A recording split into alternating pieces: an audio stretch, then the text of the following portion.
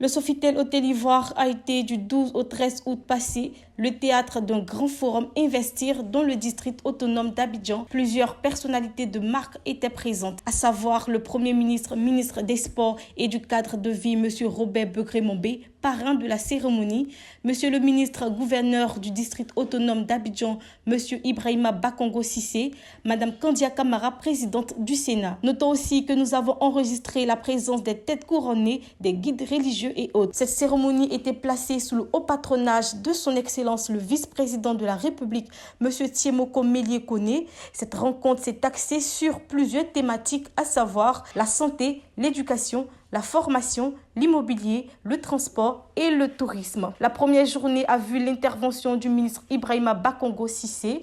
Il a, dans sa prise de parole, remercié le Premier ministre pour sa confiance placée en eux, son soutien au moment où le district autonome d'Abidjan est en plein essor de développement. Merci pour l'excellent travail, si je puis me permettre, accompli, Monsieur le Premier ministre, à la tête du district autonome d'Abidjan en tant que ministre-gouverneur. Merci d'avoir accepté, Monsieur le Premier ministre, d'assurer le parrainage de ce forum. Je ne me doutais pas du tout que vous l'auriez accepté, pour les raisons que beaucoup ici ignorent, mais le Premier ministre me fait l'honneur, l'immense honneur de me considérer comme son partenaire, celui qui le peut accompagner partout. Merci d'être là, Monsieur le Premier ministre. À vous tous, à vous toutes, distingués invités, chers partenaires et amis du district autonome d'Abidjan, je voudrais vous traduire ma profonde reconnaissance et celle des populations du district autonome d'Abidjan pour votre présence et votre appui au succès, j'espère, de ce forum. Cette cérémonie a été émaillée de récitals de poésie par le maître de la parole, Bomo Mamadou. De Dieu, voilà pourquoi nous aide, voilà pourquoi nous bardent, voilà pourquoi nous chantent, voilà pourquoi nos faits libres, nos ménestrels, nos tribes, nos troubadours, la racine du dithyrambe, leur nom, nos maîtres de la parole disent, enfant de l'homme, si ton chant n'est pas plus beau que le silence, tais-toi. Et la Sainte Écriture d'illuminer ces termes par sa lanterne. Au commencement donc était la parole, et la parole était avec Dieu, et la parole était Dieu. Pour moi, ce n'est ni un vœu, encore moins un jeu, c'est plus qu'un enjeu. Sur tous les cieux, ma parole se veut belle, et elle est telle. Faites-moi ça. La parole que ma bouche féconde est en train de vous livrer ici et maintenant, je la tiens de mon Père, lequel la tienne, son Père, lequel la tienne, son Père, lequel la tienne, son Père, lequel la tienne, son Père, lequel la tienne, son Père, lequel la tienne, son Père, lequel la tienne, son Père, lequel la tienne, son Père, lequel la tienne, son Père, lequel la tienne, son Père, lequel la tienne, son Père, lequel la tienne, son Père, lequel la tienne, son Père, lequel la tienne, son Père, lequel la tienne, son Père, lequel la tienne, son Père, lequel la tienne, son Père, lequel la tienne, son Père, lequel l'a reçu de son Père. Et j'ai fait, de tout fait, dans tout fait, par tout fait, pour tout fait. Après sa prestation, ce fut l'intervention du Premier ministre, ministre des Sports et du cadre de vie, M. Robert Begré-Mombé. Avant tout propos, vous apporter les salutations de son Excellence, Monsieur le Vice-président de la République, que j'ai l'honneur de représenter ici ce matin. Je voudrais aussi exprimer mes sincères remerciements à l'ensemble des personnalités, membres des institutions de la République, du gouvernement, des administrations publiques et privées, pour leur présence distinguée ce matin. J'associe les membres du corps diplomatique ainsi que les représentants des partenaires au développement à ces salutations fraternelles et à ces mots de bienvenue pour l'intérêt constant qui porte aux activités nationales et pour avoir, malgré le contexte des vacances pour nombreux d'entre eux, accepté de rehausser cette cérémonie de leur éclat. Il y a eu plusieurs panels et tables rondes. La fin de cette première journée a été marquée par l'immortalisation d'une photo de famille. La journée du 13 août a été animée également par des panels, des ateliers et autres. Le premier panel a porté sur les startups et innovations, catalyseurs de la croissance urbaine. La population n'a pas hésité à poser des questions aux panélistes qui se sont prononcés par la suite. Au-delà des solutions classiques, comment les startups peuvent-elles être des acteurs clés dans la lutte contre les défis environnementaux propres à Abidjan, comme la pollution de la lagune de Brié ou la gestion des inondations?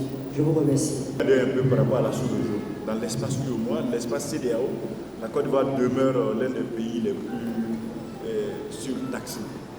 Bon, je parle un peu de l'innovation. L'État, en ce qui concerne le chômage aussi, je veux en parler parce que quand j'écoute un peu les dires du ministre Touré Mamadou au niveau de la jeunesse, la Côte d'Ivoire produit à peu près 300 000 diplômés chaque année et l'État ne peut qu'employer que 30 000 personnes.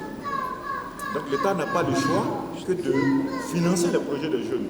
Il faudrait que ce débat soit clair.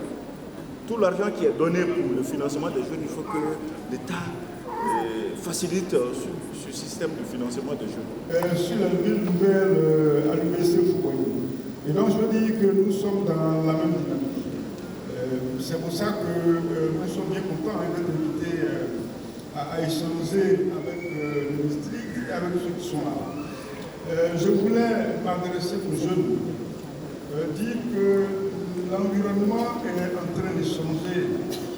La fanfare a également donné une note de gaieté à l'ensemble de la population venue pour la circonstance.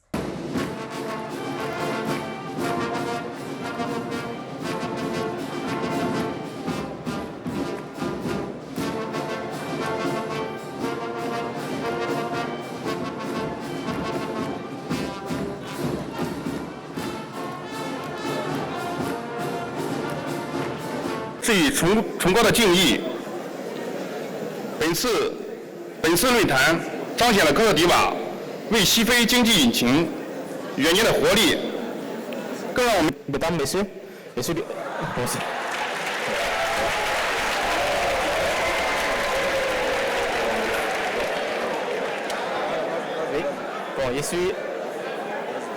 je suis le traducteur de Chambre de commerce sino-ivoirienne Bobo Isaï. Ensuite, maintenant, je traduis son discours. Discours de clôture du forum investi dans le district d'Abidjan. Excellence, Monsieur le Premier vice-gouverneur,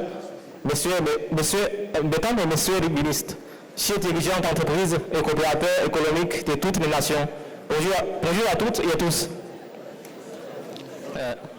Je suis Isaï, président de la Chambre de commerce sino-ivoirienne de Côte d'Ivoire.